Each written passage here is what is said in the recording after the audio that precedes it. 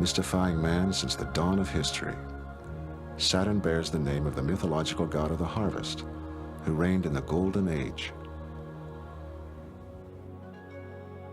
Traveling at more than 55,000 miles per hour, Voyager 1 arrived in November of 1980, only 12 miles off course after an interplanetary journey of more than 1 billion miles.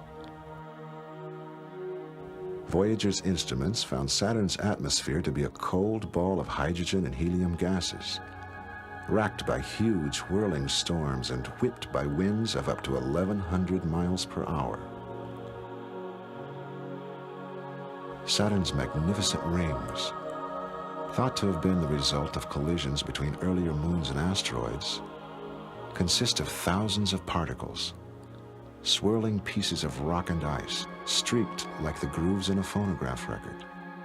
Voyager atmospheric scientist Dr. Andrew Ingersoll. What Voyager discovered was the incredible structure in the rings. Saturn's rings are really composed of countless numbers of particles, ranging from the size of dust and perhaps larger particles the size of houses. These particles are constantly bumping into each other. These grooves are there because the rings are constantly being disturbed by satellites orbiting in with the smaller ring particles themselves. As the Voyagers swept by, sunlight penetrated, backlighting and brilliantly illuminating the splendor of the rings, like the spokes of a gigantic Catherine wheel. Voyager 1 flew within 2,500 miles of the surface of Saturn's largest moon, Titan. One of only 3 moons in the solar system known to have an atmosphere, Titan may help unlock secrets to the origins of life. By swinging around Saturn, after a close-up view of Titan, Voyager 1 was propelled out of the plane of the solar system and is now traveling toward interstellar space.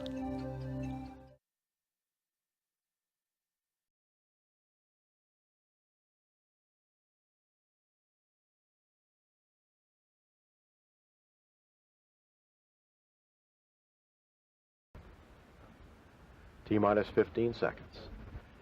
T-minus 10.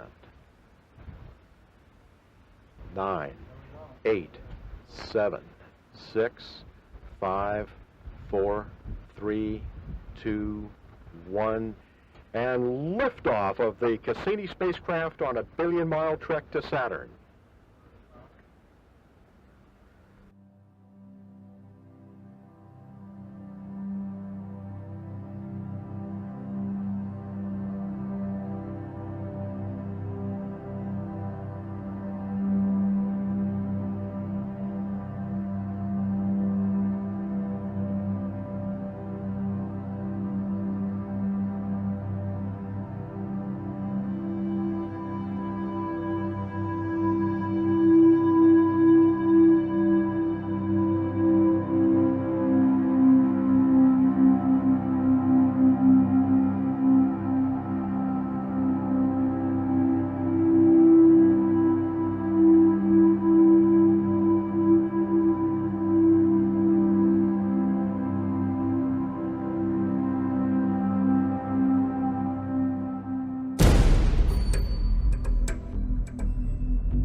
Good evening and welcome to Cassini-Huygens Mission Control at NASA's Jet Propulsion Laboratory in Pasadena, California. The flight team is in place for SOI, that is Saturn Orbit Insertion, and that is when the spacecraft must be captured by Saturn's gravity or it will fly right on past the planet and the mission is over.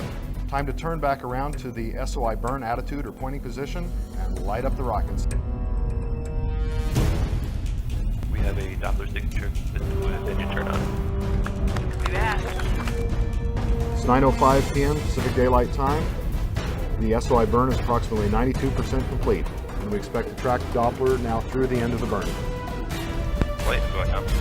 Go ahead and slow down. The Doppler has flattened out. Okay, we have burn complete here. 4 years for this moment.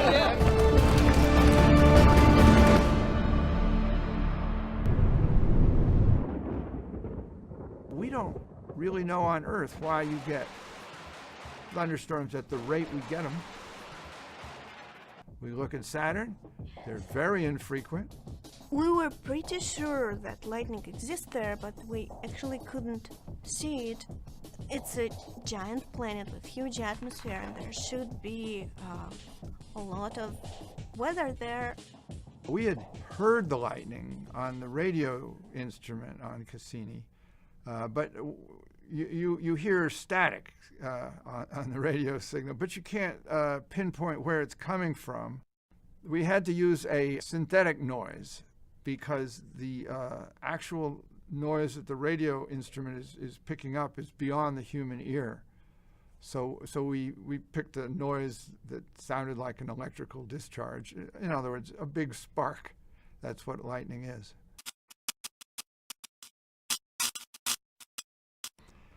It's taken us a long time to see the lightning, and that's because normally the night side of Saturn is very bright because the rings are shining down all the time. The night side of Saturn is brighter than Earth under a full moon. The strategy we chose was to look at the equinox. And the equinox is when the sun is in the ring plane, so it doesn't illuminate the rings that much. And rings become dark, and this night becomes dark. When it finally got dark enough at night, we pointed the cameras there, and wonder of wonders, there were lightning flashes, and took a series of pictures. And in one picture there'd be no lightning flash, and the next picture there'd be a lightning flash, and at the same time you hear the noise over the radio instrument. And we actually saw it. I didn't believe it. The lightning storms on Saturn are very much like lightning on Earth. You get the same strength lightning storms, or thunderstorms. They have the same strength, but they're just much less frequent. I'm enjoying the show.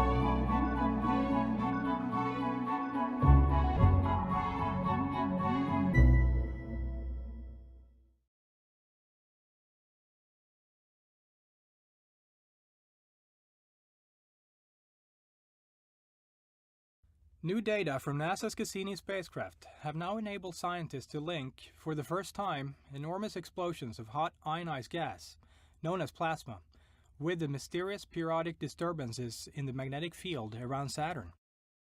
This animation shows you how such hot plasma clouds reappear about every 10 to 11 hours and periodically swing around Saturn like an unbalanced load of laundry on spin cycle. The plasma, shown in orange, turns white as it becomes hotter. The resulting pressure inflates Saturn's magnetic field, which is the set of white lines emanating from the planet. All of this is normally invisible to the human eye, but a special Cassini camera has allowed scientists to see how Saturn's global charged particle environment evolves. The new data explain how periodic plasma recurrences inflate Saturn's magnetic field.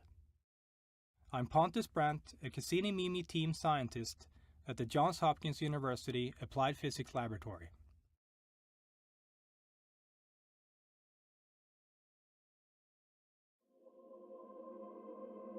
Saturn has some strange periodic signatures in its magnetosphere that scientists have been struggling for years to explain. Using data from NASA's Cassini mission, scientists have come up with one possible explanation. This was accomplished using a computer simulation that proposes swirling wind in the upper atmosphere at high southern latitudes. What's unusual is that phenomena in the upper atmosphere could somehow be a source for odd magnetic behavior far above the atmosphere. In this animation, the researchers have incorporated a wind vortex, shown here as orange contours, into an existing model of Saturn's magnetosphere. Electric currents aligned with the magnetic field are created by the flow in the ionosphere. Stronger current density is shown in blue, weaker current density is shown in white. As the vortex rotates, we see the color of the current density cycle from stronger to weaker and back again. The modeling work shows this change in current strength takes place as Saturn rotates about its pole.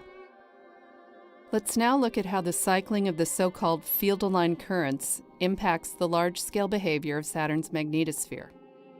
The blue and white region shows the magnetospheric boundary as the solar wind, represented here by green arrows, pushes on Saturn's magnetosphere. Small blue arrows within the magnetospheric boundary show how the planet's magnetic field deviates from symmetry about the rotation axis due to the field-aligned currents. The magnetosphere breathes in and out as Saturn's rotating magnetic field pushes against the magnetosphere boundary. When the field is stronger, the magnetosphere breathes out. When the field is weaker, the magnetosphere breathes in. Within the yellow circle, the field strength remains essentially unchanged, though the fluctuations rotate. The researchers have studied other aspects of this periodic behavior, as is shown in this next cross-section view of the magnetosphere.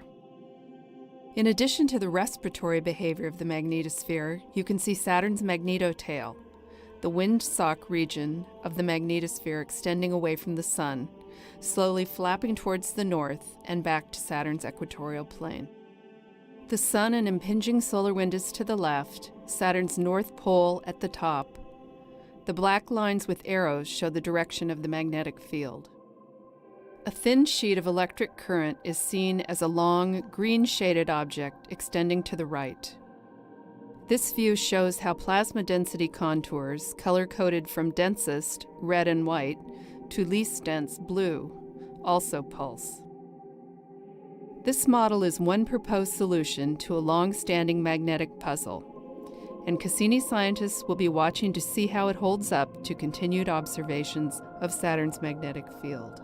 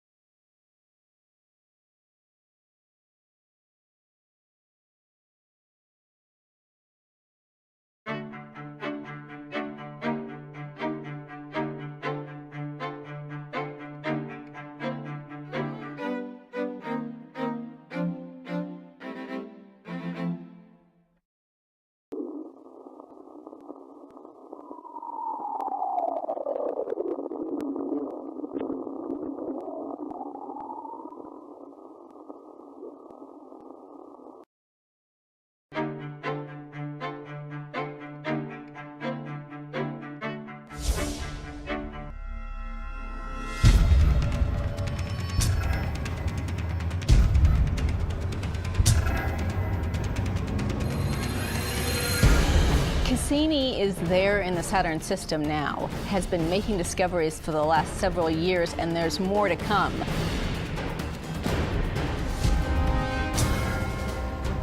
By studying the satellites in the Saturnian system, we begin to understand something also about the origin of the solar system. There is strong evidence now that most of the surface of Titan is in fact covered with organic material of some kind. We're going to be looking at lakes on the surface of this moon in detail. We're going to be looking at the atmosphere to see how the climate changes over time. We have some global circulation models that tell us as the winds pick up, we think there could be waves on the lakes of liquid methane. Can you imagine anybody thinking that we would discover active cryovolcanism on one of these moons? Geysers?